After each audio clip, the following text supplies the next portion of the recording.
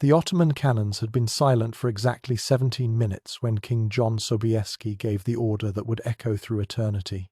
On September 12, 1683, 18,000 exhausted horsemen charged downhill into the heart of 300,000 Ottoman warriors, the most powerful army on earth. Within 4 hours, the entire Ottoman Empire's century-long dream of conquering Europe would die on the walls of Vienna. 300,000 versus 18,000, these numbers shouldn't work. The fate of Christian Europe hung by a thread as thin as a cavalry saber.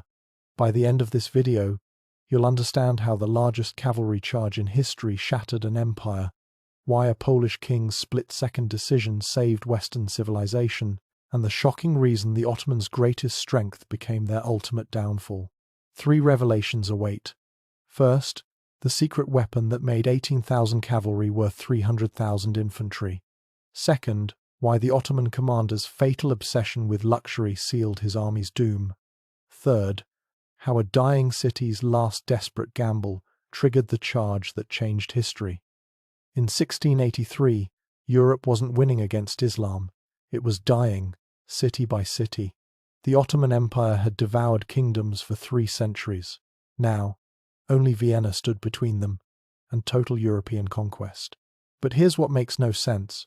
Why would a Polish king save an Austrian emperor who hated him?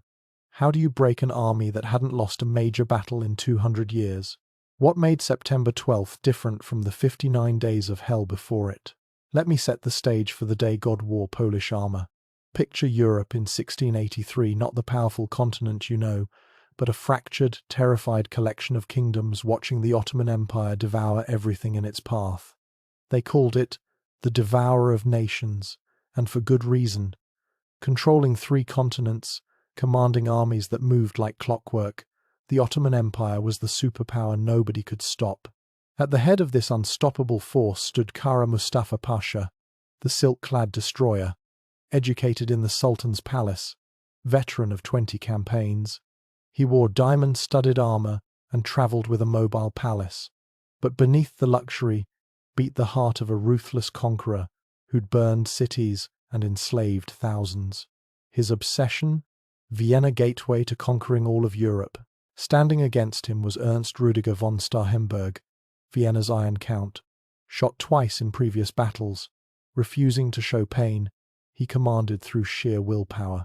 His 22,500 defenders faced impossible odds, but Starhemberg had turned Vienna into a geometric nightmare for attackers: star-shaped walls, overlapping fields of fire, underground tunnels. Still, mathematics favored Mustafa. Enter King Jan III Sobieski of Poland, the Lion of Lekistan to his enemies. At 54, arthritis twisted his joints, but this veteran of 40 battles remained Europe's greatest cavalry commander. Here's the twist. Habsburg Emperor Leopold I, whom Sobieski was racing to save, had tried to steal the Polish throne. Personal hatred ran deep, but Sobieski understood what others didn't. If Vienna fell, Poland would be next. The power dynamics were simple. The Ottoman military machine was perfection itself. Janissary infantry trained from childhood, Serbian engineers who could undermine any wall, supply systems that could feed 300,000 men. Against this stood fractured European kingdoms that couldn't agree on anything except that Vienna's fall meant the end of Christian Europe. Vienna itself was the prize that would unlock a continent. Control it, and you controlled the Danube. Control the Danube, and no army could stop your march to Paris, Madrid, or Rome. Mustafa saw it clearly. One city, one siege, and Europe would kneel. But how do you besiege a city that refuses to die? The ground shook on July 7, 1683, as the Ottoman host appeared before Vienna. Witnesses couldn't agree on numbers: 100,000, 200,000, 300,000. The uncertainty itself was a weapon. When you can't count your enemy, fear multiplies faster than mathematics. But here's what the Ottoman scouts missed: numbers tell only part of the story. Yes, Mustafa commanded between 100,000 and 300,000 men, the largest army assembled in a generation. His janissaries carried the latest muskets, trained to reload in under 30 seconds. The siege train included 130 massive cannons, some firing stone balls weighing 1,000 pounds. Serbian miners, the best in the world, could dig tunnels that would make the earth swallow whole city walls. The Ottoman camp stretched for miles, not just an army but a mobile city. Silk tents arranged in perfect order, exotic animals from 3 continents, kitchens that could feed a kingdom. Mustafa's personal tent required 500 camels to transport. This wasn't just warfare, it was psychological dominance. "Look at our wealth," it said, and despair. Against this stood Vienna's 22,500 defenders, already reduced by disease and desertion to perhaps 20,000. Militia mixed with professional soldiers, bakers beside knights. Their advantages? Those star-shaped walls that turned every angle into a killing field, underground tunnels where defenders could hear Ottoman miners coming, and Ernst von Starhemberg, who seemed to be everywhere at once, turning fear into fierce determination. But the real hope raced from the north. King Jan III Sobieski led 18,000 Polish cavalry, including 3,000 Winged Hussars elite heavy cavalry, whose reputation alone could break enemy morale. Each hussar wore armor weighing 65 pounds, bulletproof against Ottoman muskets at distance. Their lances stretched 19 feet, outreaching any infantry weapon, and those wings massive frames of feathers attached to their backs, they served no military purpose anyone could explain. Yet, the Imperial Relief Force added 50,000 German and Austrian infantry, professional soldiers who knew their business. Together with the Poles, perhaps 70,000, 90,000 men marched to face Mustafa's host. Bad odds, but not impossible, if they arrived in time. Sobieski's personal stake went beyond strategy. His own kingdom bordered Ottoman territory. If Vienna fell, Poland faced invasion within months. But more than that, at 54, fighting through arthritis that made mounting his horse agony, this might be his last great battle. He'd spent his life fighting Ottomans. Vienna would be his masterpiece, or his tomb. The Kahlenberg heights overlooked Vienna. Whoever controlled those hills controlled the battle. Mustafa knew it, but believed no relief force could arrive before the city fell. His spies reported Sobieski was still 2 weeks away. The Ottomans settled in for a traditional siege, confident in their overwhelming superiority. In his silk pavilion, surrounded by luxury, Mustafa studied his maps. Vienna's walls were crumbling. Food would run out within days. The defenders were exhausted. He ordered his servants to prepare a victory feast for September 13th. On July 14th, the earth itself began to shake. Day 1 through 20 established the rhythm of doom. 300 Ottoman cannons fired in sequence, a rolling thunder that never stopped. Each day, 300 cannonballs slammed into Vienna's walls. The mathematical precision was terrifying. Every shot calculated, every impact mapped. Buildings near the walls simply ceased to exist, ground into dust by relentless bombardment. But Starhemberg had prepared for this. Citizens worked through the night, building secondary walls behind damaged sections. When Ottoman cannons created a breach, they found another wall waiting. Frustration mounted in the Ottoman camp. This should have been easier. Days 21 through 40 brought a new terror: the war underground. Serbian miners began their work, digging toward Vienna's walls. The defenders could hear them, picks and shovels creating a rhythm of approaching doom. But Vienna had its own miners.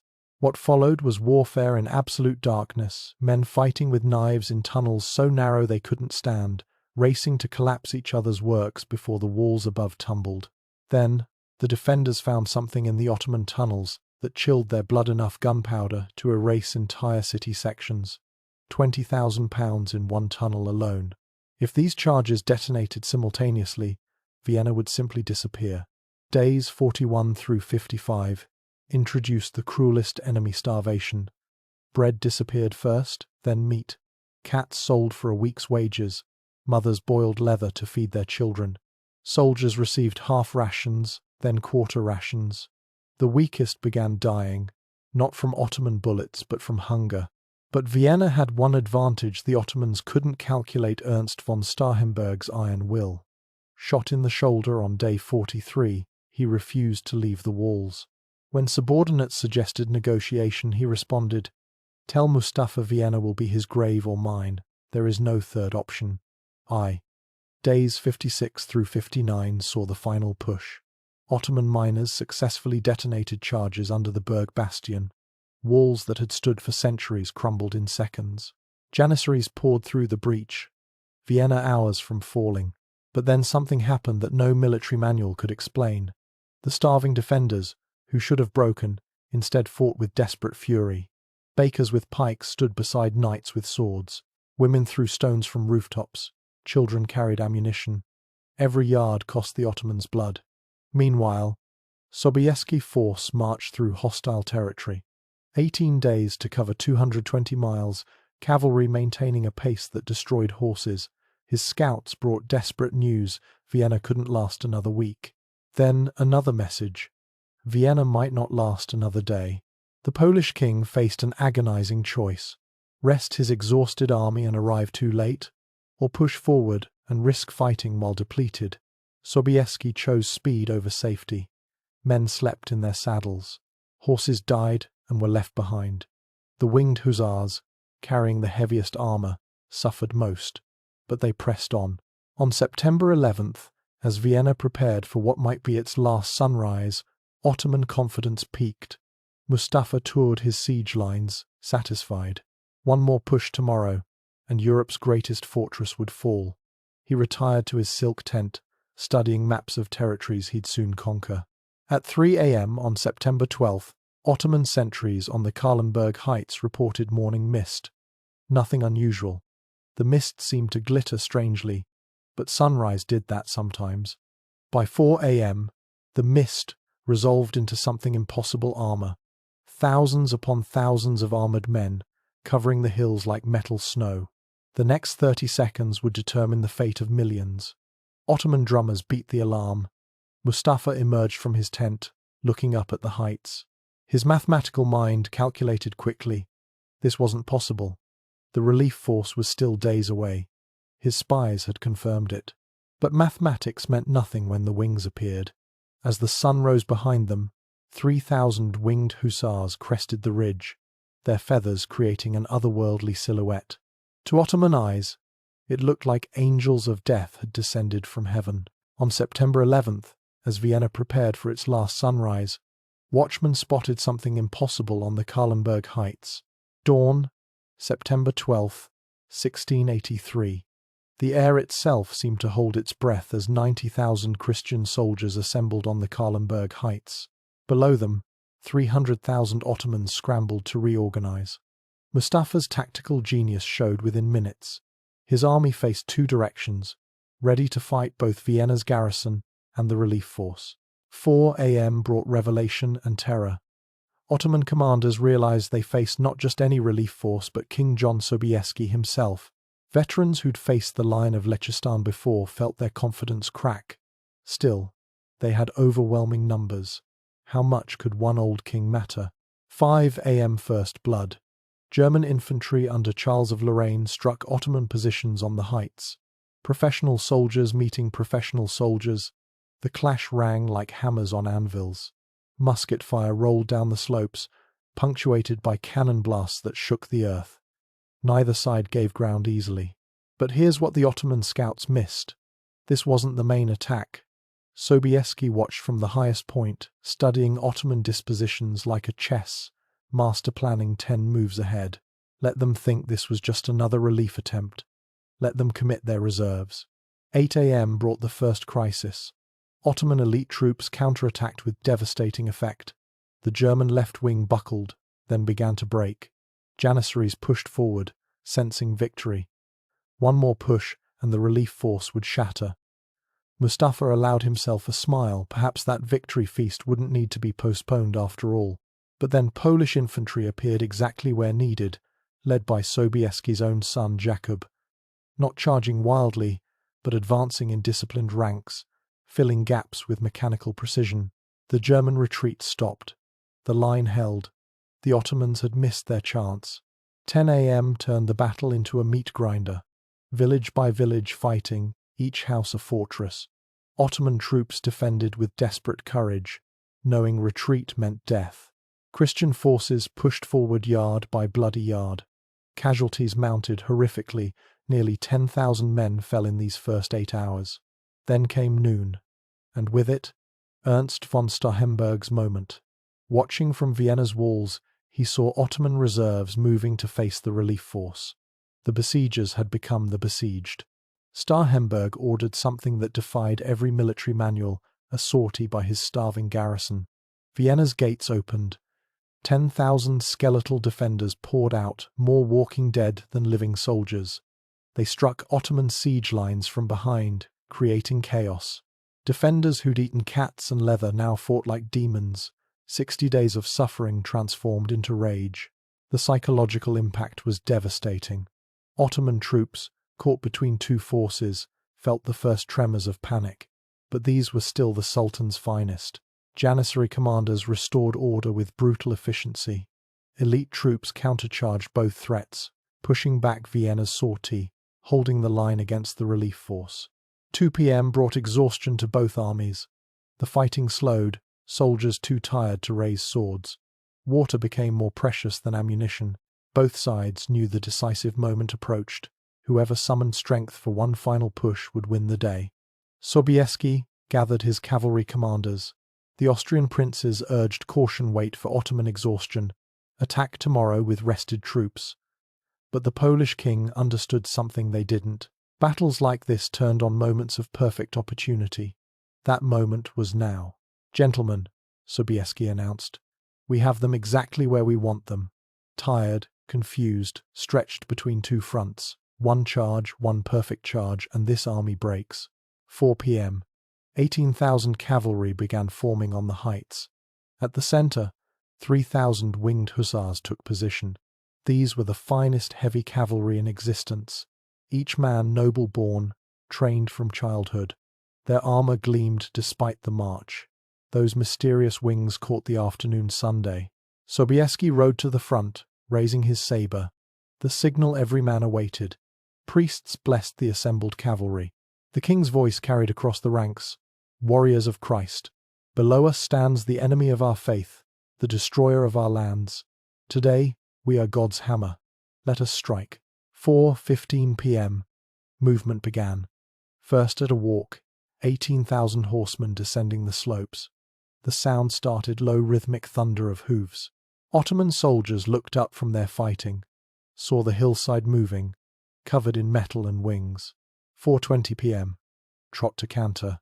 The thunder grew. Ottoman commanders screamed orders, trying to swing cannons toward the charge. Too late. Artillery needs time to aim, and time had run out. Some Ottoman infantry formed squares, the traditional defense against cavalry. Others simply stared. 4:25 p.m. Full gallop. The largest cavalry charge in human history reached terminal velocity. The sound became deafening, 72,000 hooves striking earth in rolling thunder. But another sound rose above it, the wings. Those useless decorations created an unearthly shriek as wind passed through feathers. To exhausted Ottoman troops, it sounded like death himself approached. Here's the moment when supreme confidence becomes fatal weakness. The Ottoman army was too large. Commands took minutes to travel from Mustafa to his units. By the time orders arrived, reality had changed. The perfect military machine became a liability, 300,000 men trying to react to something they'd never faced. 4:30 p.m. Impact. What happened next still gives military historians chills. The Winged Hussars hit the Ottoman lines at 35 miles per hour. Lances 19 feet long struck first, punching through infantry formations like paper. The weight of armored horse and rider, nearly a ton combined, carried unstoppable momentum. But the real shock wasn't physical, it was psychological. Ottoman soldiers, even elite janissaries, had never faced heavy cavalry of this caliber. Their muskets, deadly against infantry, couldn't stop the armored riders. Their formations, perfect against normal attacks, crumbled before the massive weight. A young Polish hussar, riding his first battle, later described the moment like hitting a wall of flesh that simply disappeared. "My lance passed through 3 men before breaking. I drew my saber and found no one left to fight, only backs running away. An Ottoman veteran of 20 battles stood his ground for exactly 3 seconds before the sight broke his courage. Devils with wings descending from heaven, he gasped before turning to run. The wings weren't for flying, they were for psychological warfare, and they worked perfectly. 5 p.m. Collapse. What followed wasn't battle but execution. The Ottoman centre disintegrated. Elite janissaries, who'd never retreated in their history, threw down weapons and ran. The panic spread like wildfire through 300,000 men. Within minutes, the most disciplined army in the world became a mob. Mustafa watched his life's ambition die in less time than his afternoon prayers. His magnificent tent, requiring 500 camels to transport, stood abandoned as he fled on horseback. The Ottoman battle plans for conquering Rome lay scattered in mud, trampled by fleeing soldiers. In 4 hours, the Ottoman Empire's European dream died, but the killing wasn't over. The rout that followed defied comprehension. How do 300,000 men run at once? Like a human avalanche, Ottoman soldiers fled in every direction. Those closest to the Danube faced a terrible choice. Polish sabres behind, drowning ahead. 15,000 chose the river. 5,000 never reached the opposite shore, pulled down by equipment or trampled by desperate comrades. King Sobieski rode through Mustafa's abandoned camp in disbelief. The luxury surpassed European palaces, silk carpets worth kingdoms, golden artifacts, jeweled weapons. In the commander's tent, he found operational maps showing planned conquests, Rome by Christmas, Paris by spring. The Ottoman Empire hadn't come for one city, they'd come for a continent. But physical wealth paled beside the strategic treasure. Sobieski captured the Ottoman war chest enough gold to finance armies for years, food supplies that could feed cities. Most importantly, 130 siege cannons, abandoned in panic. The starving defenders of Vienna suddenly possessed enough supplies for months. The statistics defied military logic. 20,000 Ottomans dead versus 2,000 coalition casualties. A 10-to-1 casualty ratio in an age when 2-to-1 was considered decisive victory. The cream of Ottoman military power, elite janissaries, veteran cavalry, master engineers erased in an afternoon. Vienna's gates opened to surreal scenes. Citizens who'd boiled leather for sustenance now wept openly, falling to their knees before Polish horsemen. Women kissed the hooves of horses that had delivered them. Children, skeletal from starvation, touched the wings of hussars like holy relics. The city that had prepared for death, instead, witnessed resurrection. Kahlenberg, the Iron Commander who'd held through impossible odds, finally allowed exhaustion to show. Meeting Sobieski, he struggled for words adequate to the moment. The Polish king, still in battle armor, simply embraced him. Sometimes, history needs no words. But even in victory's first hours, cracks appeared. Emperor Leopold I, who'd fled Vienna rather than face siege, now raced back to claim glory. His jealousy of Sobieski, the foreign king who'd saved his capital, poisoned what should have been pure celebration. Political aftermath began immediately. Who would claim the Ottoman wealth? Who commanded the pursuit? Leopold wanted Sobieski gone, before Vienna's citizens proclaimed him their true savior. The Polish king, aware of the irony, prepared his message to Pope Innocent XI. Veni, vidi, Deus visit. I came, I saw, God conquered, modifying Caesar's boast to give credit where due. Meanwhile, Mustafa's flight became a journey through hell. The architect of the siege now executed subordinates for failure, as if their courage could have stopped Polish lances. His magnificent army dissolved like morning mist. Garrisons abandoned fortresses held for generations. The Ottoman retreat became a rout stretching to Belgrade. The immediate consequences rippled across Europe. Buda, under Ottoman control for 145 years, would fall within months. The Ottoman tide, advancing for centuries, began its permanent ebb. Christian armies, energized by Vienna's miracle, pushed into territories thought lost forever. But the battle's end was just the beginning of Europe's transformation. The Ottoman Empire never recovered from those 4 hours on September 12th. Within years, Hungary slipped from their grasp. The Treaty of Karlowitz in 1699 codified what Vienna had begun: Ottoman retreat from Europe.